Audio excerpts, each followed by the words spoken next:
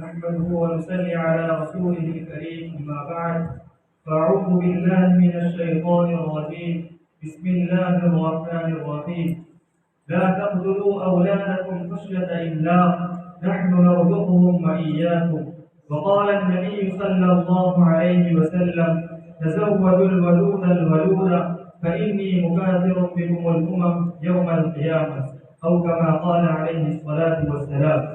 برادران اسلام اور حاضرین مجلس، اس میں کوئی شک نہیں کہ مذہب اسلام دنیا کا وہ واحد مذہب ہے جو اپنی جامعیت کے اعتبار سے بے نظیر اور بے مثال ہے، جو لازوال اور باکمال ہے، جو تمام مذاہب عالم میں ممتاز اور منفرد ہے۔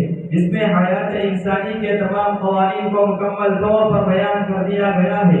زندگی کا کوئی ایسا مرحلہ نہیں جس میں اسلام کا پیش کردہ دستور حیات ہماری رہنمائی نہ کرتا ہو۔ زندگی کا کوئی ایسا گوشہ نہیں جس میں اسلام کا بیان کردہ ضابطۂ حیات ہماری دستگیری نہ کرتا ہو۔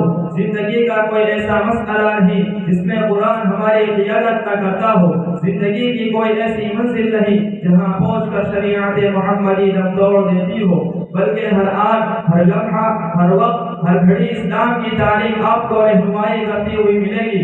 عبادت ہو یا سیاست، معاشرت ہو یا تجارت، ثروت ہو یا جلوت، شادی ہو یا غم، مرنا ہو یا جینا، ہر جگہ شریعت اسلامیہ یکتا اور منفرد حیثیت اور مقام رکھتی ہے۔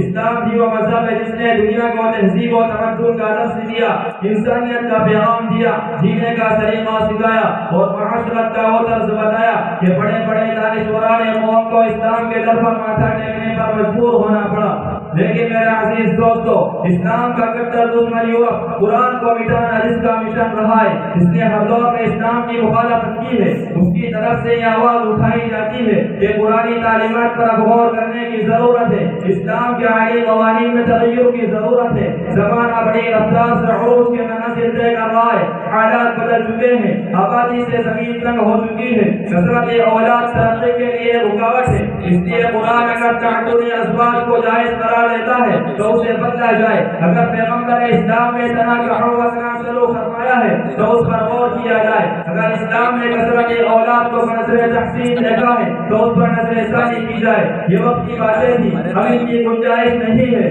جگہ جگہ نسبندی اور فیملی پلاننگ کی آواز اٹھائی جا رہی ہے۔ سڑکوں اور چوراہوں پر ہم تو ہمارے تو، ایک کے بعد ابھی نہیں، دو کے بعد کبھی نہیں کا نعرہ لگایا جاتا ہے۔ انٹرنیٹ کے ذریعے پوری دنیا کو اس کی تعلیم دی جاتی ہے۔ آخر ایسا کیوں؟ تاکہ اسلام کو بدنام کیا جائے، قرآن کو ناکام کیا جائے، تعلیمات نبوی کو فرسودہ ثابت کیا جائے، نئی نسل کے ذہن کو خرابی کا اڈا بنایا جائے۔ دوستو، قرآن خداوند قدوس کی آخری کتاب ہے، اب اس کے بعد کوئی کتاب نہیں آئے گی۔ اب قرآن کا قانون قیامت تک چلتا رہے گا، چاہے زمانے میں کتنا ہی انقلاب ہو جائے، حالات میں کتنا ہی تغیر و تبدل ہو، دنیا لاکھ کروڑے بدلے، اسلام کا قانون نہیں بدلا جائے گا۔ جب تک شمس و قمر کا نظام چلتا رہے گا، اسلام کا قانون بھی جاری رہے گا۔ اسلامی تعلیمات کبھی فرسودہ نہیں ہو سکتے۔ مغرب سطح ذہن کے لوگ بیٹھ کر حساب لگاتے ہیں کہ 10 سال میں ملک کی آبادی 1.5 کروڑ بڑھ گئی، 100 سال میں 4 گنی ہو جائے گی، اتنے آدمی کہاں سمائیں گے؟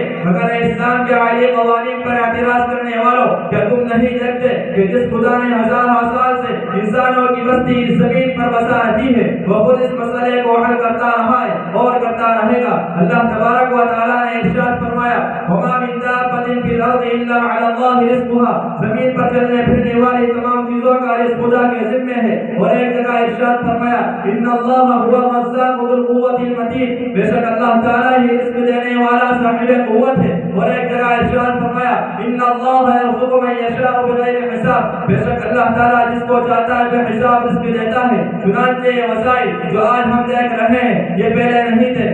جو آبادی بڑھی اس کے ساتھ معیشت کے اسباب و ذرائع بھی پھیلتے رہے۔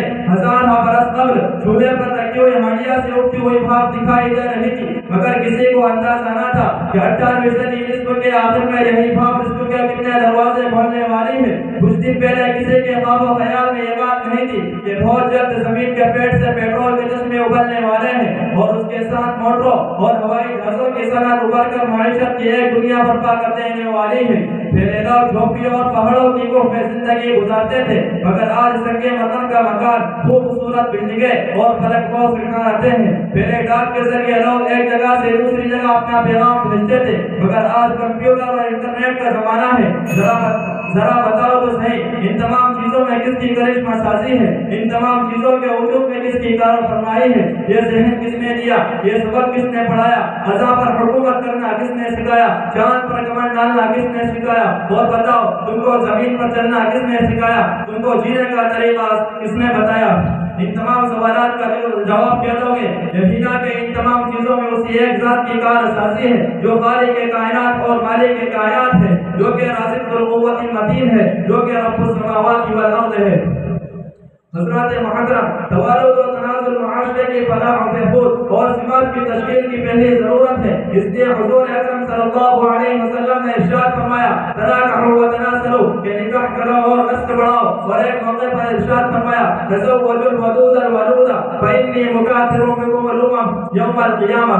زیادہ بچے دینے والے اور زیادہ محبت کرنے والے عورت سے نکاح کرو تاکہ کل قیامت میں تمہاری کثرت پر فخر کروں گا۔ دوستو، لیکن آج مجھے افسوس ہے مسلمانوں پر، جن کے عقائد بدلتے جا رہے ہیں، جن کے قول و عمل میں یورپ کی تقلید ایک عام مزاج بنتا جا رہا ہے۔ غیر مسلموں کی طرح مسلمانوں میں بھی یہ احساس جاگزی ہوتا جا رہا ہے کہ فیملی پلاننگ ایک بہترین عمل ہے، ورنہ ہماری زمین تقسیم ہو جائے گی، دولت بڑھ جائے گی اور ہم بھوکے مر جائیں گے۔ اب اتنے دکھ کی بات ہے، حالانکہ ہمارا عقیدہ یہ ہونا چاہیے کہ رزق دینے والی، عزت دینے والی، دولت دینے والی اور پرورش و برداشت کرنے والی بس ایک خدا کی ذات ہے جو ساری دنیا کا پارا نہار ہے، جو پہاڑوں کی بلندیوں پر رینگتے ہوئے چڑیوں کو کھلاتا ہے، جو زمین کی تہ میں رہنے والے جانوروں کی پرورش کرتا ہے، جو سمندر میں تیرنے والی مچھلیوں اور جانوروں کو پالتا ہے، جو کسی کا محتاج نہیں لیکن ساری دنیا اس کی محتاج ہے۔